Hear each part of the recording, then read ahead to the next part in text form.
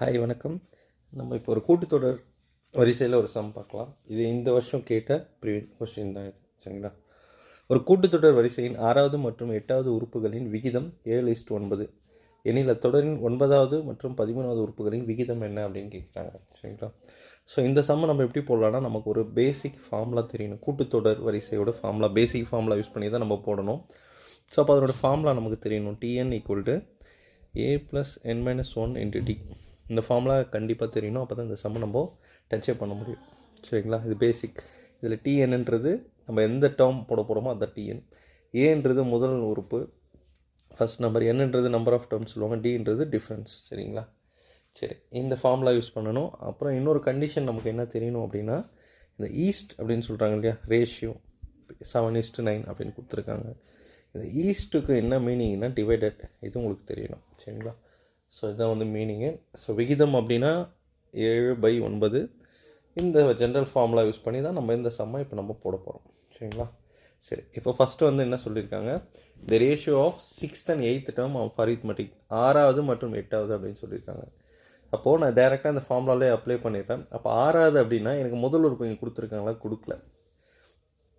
அதனால் நான் என்ன பண்ண போகிறேன், அதை T6, 6வது தானே சொல்லியிருக்காங்க, அது அப்படியே T6ன்னு போட்டுக்கிறேன். இது என்னன்னா எத்தனாவது அப்படின்றது அர்த்தம், சரிங்களா? Equal to first number n-1 அப்படின்னு சொல்லியிருக்காங்க, சரிங்களா? n-1னா இந்த நம்பர் ஆஃப் டேர்ம் தான் இங்கே 6th டேர்ம் சொல்லியிருக்காங்க. அப்போது 6 - 1 அப்படின்னு வருமா? டீன்றது எவ்வளோன்னு தெரியாது, நான் டீன்னு அப்படியே வச்சுக்கிறேன். அப்போ இதை நம்ம சால்வ் பண்ணால் எப்படி எழுதலாம், a + 5d. இது 6வது உறுப்பு. இதே மாதிரி அந்த 8வது உறுப்புக்கு நம்ம எழுதிடலாம், T8. ஓகே, 8வது உறுப்பு எப்படி எழுதலாம், ஃபார்முலா படி ஏ, அது என்னன்றது தான் அங்கே 8 - 1 டி. ஏவும் டி இங்கே கொடுக்காதனால நம்ம அப்படியே வச்சுக்கிறோம், சரிங்களா? இப்போ இது சால்வ் பண்ணால் a + 7d. ஓகே, இஸ் அப்படின்னு சொல்லியிருக்காங்க. உறுப்புகளின் விகிதம் வந்து 7:9. இங்கிலீஷில் இஸ் சொல்லியிருக்காங்க. எப்போ மேக்ஸில் இஸ் மீன்ஸ் என்னென்னா ஈக்குவல் டு.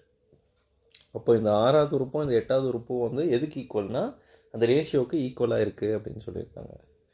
அப்போ ஆல்ரெடி சொல்லியிருக்கேன், ரேஷியோனா என்ன சொல்லியிருக்கேன், 7 டிவைடட் சொல்லியிருக்கேன். அப்போ இதை நம்ம டிவைட்டில் எழுதணும். அப்போ எப்படி எழுதலாம், ஃபஸ்ட்டு கொடுத்துருக்கிறது மேலே போடணும், செகண்ட் கொடுத்தது கீழே போடுங்க. அப்போ T6னா T6ஓட ஆன்சர் வந்து நமக்கு என்ன வருது அப்படின்னா a + 5d.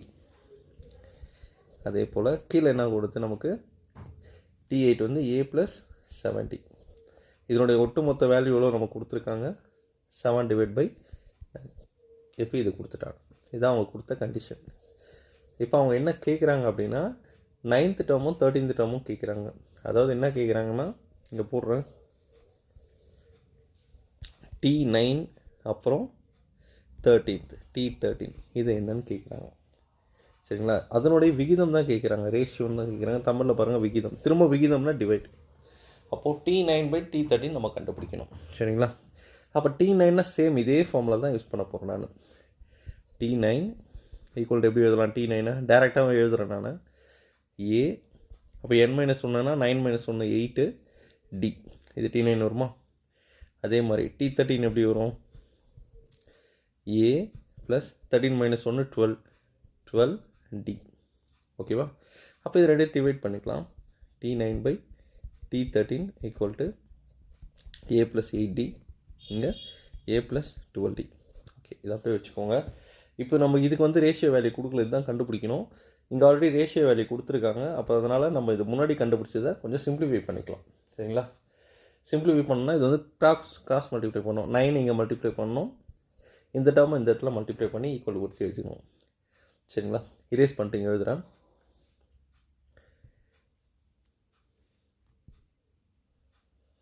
சரி, அப்படியே போட்டுக்கலாம். இப்போ 9 இது வந்து கிராஸ் மல்டிப்ளை பண்ணிக்கிறேன், 9a வருமா, இது அப்படியே இருக்கட்டும், இது லாஸ்ட்டாக எடுத்துக்கலாம். இப்போ இந்த டேர்மை சால்வ் பண்ணி தான் எடுத்துகிட்டு வந்து நம்ம இங்கே போடுற மாதிரி இருக்கும். அதனால தான் ஃபஸ்ட்டு இது முடிக்கிறேன். அப்போ 9 இங்கே மல்டிப்ளை பண்ணிங்கன்னா நம்ம 9a ஆகும், ப்ளஸ் 9 5s are 45d. அதே மாதிரி இந்த 7 இங்கே இது மல்டிப்ளை ஆகும், 7a + 49d இந்த பக்கம் வரும். ஏல ஒரு பக்கம் தள்ளிவிடுங்க, டி எல்லாம் ஒரு பக்கம் தள்ளிடலாம். இந்த பக்கம் கொண்டு வந்துடுறேன். 9a 7a போச்சுன்னா 2a, 45d அந்த பக்கம் போனால் மைனஸ் ஆகும். 49ல் 45 போச்சுன்னா மிச்சம் நமக்கு 4d வரும். அப்போது இதை அடித்து கொடுத்தீங்கன்னா 2. அப்போ ஏவோட வேல்யூ நமக்கு என்ன கிடைக்குதுன்னா 2D அப்படின்னு கிடைக்கிது இந்த ஒரு டேர்மில். சரிங்களா?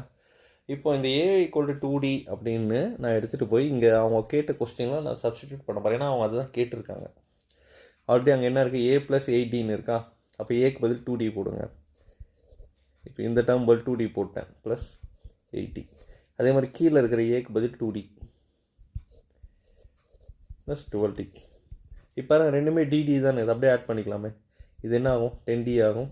இது 14D ஆகும். DD cancel. 2 டேபிள்ஸ் வச்சா 2 5 10, 2 7 14.